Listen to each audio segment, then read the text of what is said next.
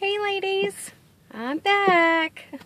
Today is Wednesday, November 6th, 2013. I am so excited to be doing this video.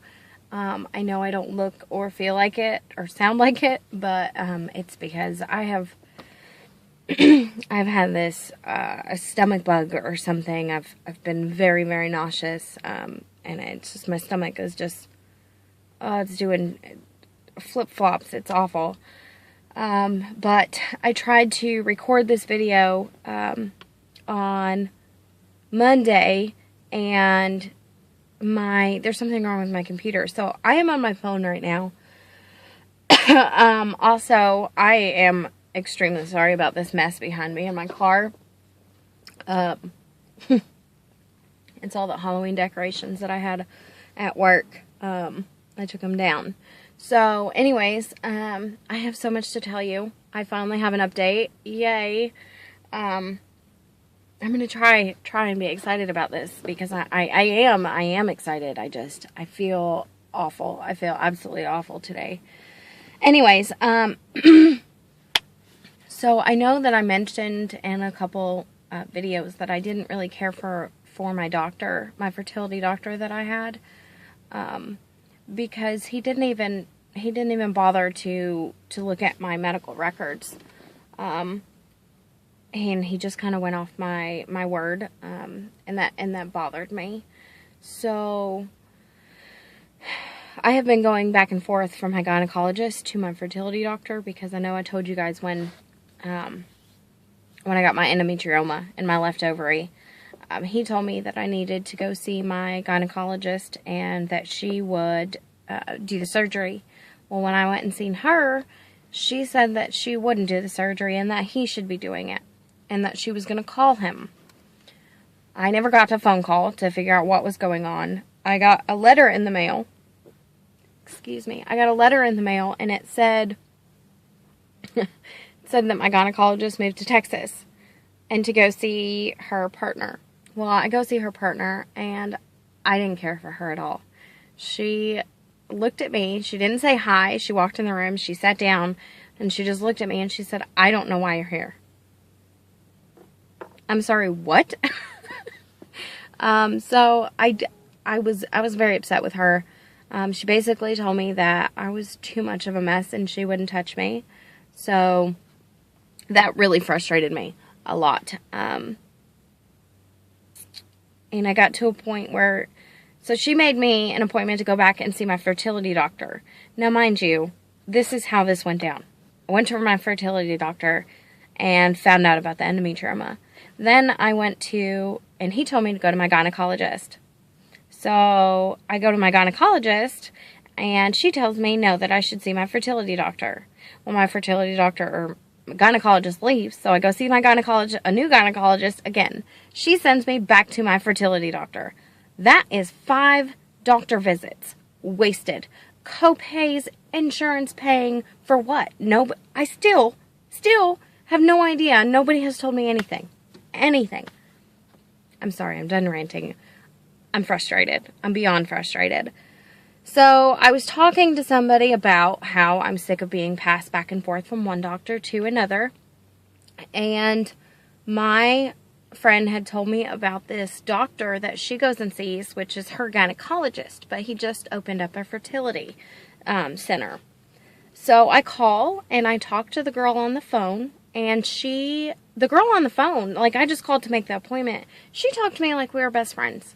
It was so refreshing to be talked to like a person and not just another patient who's irritating somebody because they're in the middle of something else. I was relieved. I was relieved.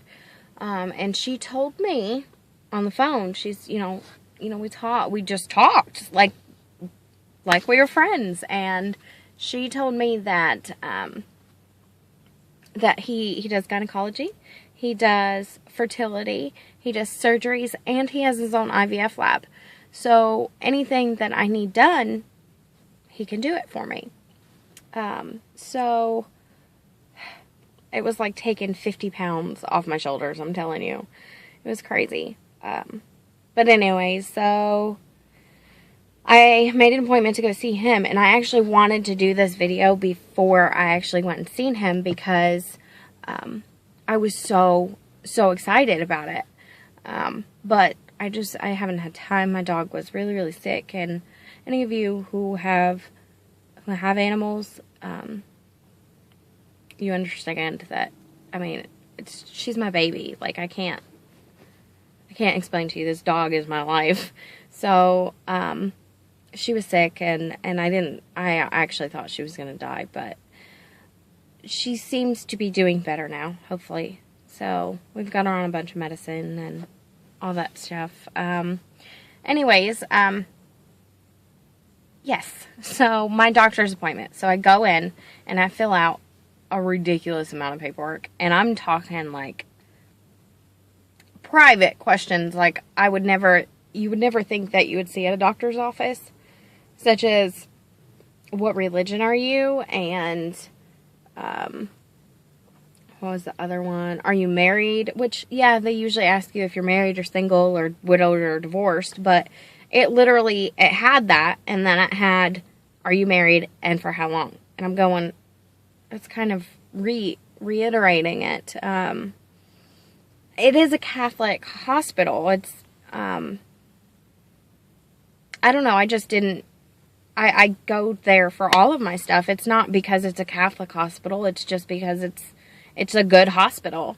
And it's a women's care center. That's where I go for if I need to go to the ER or if I need surgery or anything like that. That's just, I like that hospital more than any of the other hospitals in the city. So, needless to say, okay, whatever. Anyway, so I fill out this paperwork, and I go back in, and they take my blood pressure, which I was so happy it was normal-ish. It was really close to normal. 129/72. I could be totally wrong. Whatever. Anyways, they take my blood pressure, and I get back in the room, and she's asking me, of course, all these questions about, you know, how long have I been with my recent partner, and blah, blah, blah, blah, blah, and all that questions. Then the doctor comes in, and my first original thought is, holy crap, they have a picture of him when he's like 20 on the website. He looks nothing like that picture. Then my second thought was, he started talking to me, and I was like, I'm not going to like this guy at all. I'm tired of being treated like a piece of meat to these doctors. I really am. So I've gotten to the point where I'm just so picky. I'm sick of it. I'm sick of people just, acting like I don't matter. I mean, I want a child so bad, and these people don't care. And I'm tired of it. So I was like, I'm not going to like him. And I was so psyched for this doctor's appointment. I was really disappointed. But then he starts talking, and he asked me what I wanted. And I was like, wait, what? He asked me what I wanted, what my goals were. And I told him, I said, you know, basically we're just, you know, after the wedding, we're going to do the IVF, but I'm having issues now, and I need to do something about it. And when I told him about the surgery that my doctors were planning, the surgery where they were actually going to cut me open from hip to hip, I don't know what it's called, but they were actually going to operate and not do an outpatient surgery. It was going to be a surgery. And he looked at me and he said, well, why were they going to do that? And I explained the whole situation. You know, he knew about the ovary being attached to the bowel and all that stuff. And he said, I don't understand why they were doing that. And I'm like, okay. And he was like, yeah, you can do that with an outpatient surgery with a lap. And I'm not going to say it. Okay, fine, I'll attempt to say it. A laparoscopy. With a laparoscopy. Okay, whatever. You get what I mean. So, I started talking to him and about that. And I came up with a solution of just going in and cleaning things up. And this is what he came up with. He well, first he asked me if I did this test, and I said, I'm sorry, I don't know what that means. So if I don't know what it means, I probably haven't had it. And he said, well, it's a blood test done to see how viable your eggs are. He did the test, ladies. He did the test, and I won't have an answer until next week. I am so unbelievably nervous because of my track record. Every time I think that nothing more could go wrong, that I know all the problems that I have, somebody says, well, have you had this done? We should do this just in case. And then the test comes back, and it's completely not what we thought it would be. So I'm freaking out. I am freaking out about this test results. And I have to wait a whole week. Like, I had my appointment done on Monday. He took my blood on Monday, and I won't have the results until Tuesday when my next appointment is. So I talked to James. I mean, we talked about it. It's just, that's another thing, you know, even with his sperm analysis, we never thought that would be a problem. Like, it was just another routine test. And it came back, and it was bad. It was real bad. So, with our track record, I'm so unbelievably nervous that they're going to come back and they're going to say, you don't have any viable eggs. And it will crush me. It will, yeah, that'll be the end of me. It will. Anyways, so back on to the more positive news. So this is what my doctor came up with, and he talked to me about it. He asked how I felt about it. He wanted my opinion. I absolutely, positively love my new doctor. No doubt about it. So, anyways, this is the thing. We're going to do this test. We're going to get the test results back for the viability of my eggs. I go back in on Tuesday, which is the 12th, if I'm not mistaken. I'm sorry. Today is Wednesday, the 6th. So I go back on Tuesday. This Tuesday coming up. And when I do that, I'm going in at 3:30 for an ultrasound. So he can take a look at my ovaries and my fallopian tube and all that stuff. Then directly after, and let me tell you, I asked the lady when she was making this appointment for me, I said, well, where do I go to do the ultrasound? She said, honey, you come back here. I do the ultrasound in the same freaking doctor's office. I'm blown away. Blown away. And she said, yeah. And then at 4 o'clock, I'm going to make an appointment with him at 4 so that he can directly talk to you about your ultrasound results.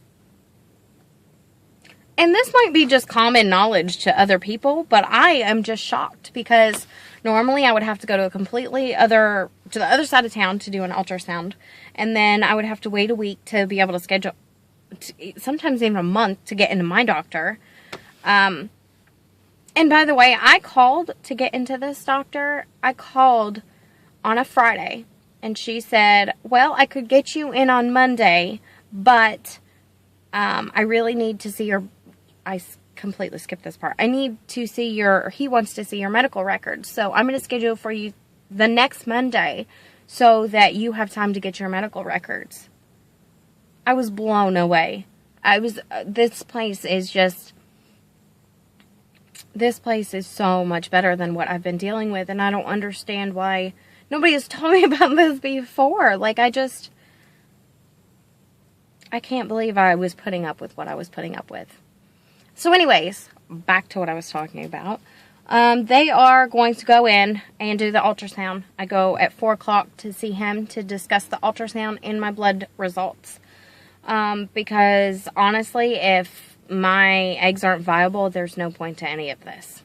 So, yeah. So we're going to do the assuming everything is okay with blood results. We'll talk about the ultrasound and what he's seen and what he wants to do. And when I say do, what he wants to do during surgery, because after he does the ultrasound, we are scheduling surgery for him to go in, clean everything out, cut the left ovary, and drain out the endometrioma, which is the blood inside that ovary. He's going to clean out all the endometriosis. He's going to burn off any cysts that he needs to burn off. So he's going to clean everything out. And then he is going to put me on Lupron. Ladies, you know I've been on Lupron before, and I'm not happy about it. But if that's what it takes to get me to the point where I go in and do IVF with no issues come March or April, I'm sorry, that's what he's planning on, April. Come April, if that's what I need to do to get me to that point where I don't have issues with IVF because it's all cleaned out, then I'm going to do it. So we're going to be on Lupron from probably, let's see, this month. I don't know if we'll schedule surgery this month or next. So it's either at the latest December to March. I'll go off Lupron in April, and then we'll do IVF in April. So, and if those of you who don't know, Lupron is basically, it's a medically induced menopause. So what that's going to do is going to stop any endometriosis or anything like that from growing while we're waiting till after the wedding. So I'm stunned because it seems so real to me now. I mean, it's like, wow, it's really happening. You know, it's close. We have a plan in action, and I'm happy about this plan. Now that we have everything, I know exactly what's going on. We're doing the blood tests, we're doing the ultrasound, then we're scheduling surgery, then we're going to be put on Lupron, then we're doing IVF. Bam, it's all laid out in front of me. Like, I just feel, I'm happy. I'm so unbelievably happy. Yeah. It's crazy. I actually have somebody that said, okay, this is what we're doing. We're going to do this, and we're going to do it right. So, yeah, I'm super, I'm ecstatic. Absolutely. And James is too. I was a little worried, I'm not going to lie. I think he's kind of getting cold feet about the wedding. But, you know, we sat down and we talked about it that night of my doctor's appointment, and he's really excited. So he said he thinks that the timing is going to be really good for IVF.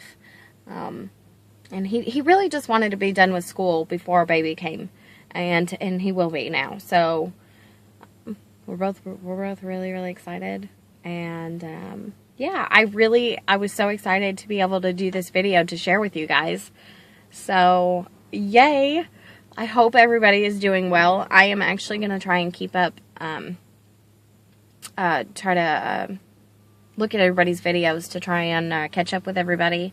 And I'll answer any questions you guys have. I think I'm going to be on here more often now, just because in a couple days I'm going to have my appointment, and then I'll tell you how that went, how the blood test went, and the ultrasound, and then we'll be doing surgery. So, I mean, obviously I'm going to keep you guys updated on that, and then I'll probably do the Lupron, of course. I'm going to do updates about the Lupron.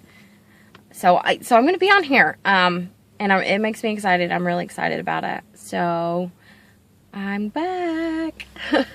Anyways, thank you guys for watching. I have missed you all, and I will keep in touch. Thanks, ladies.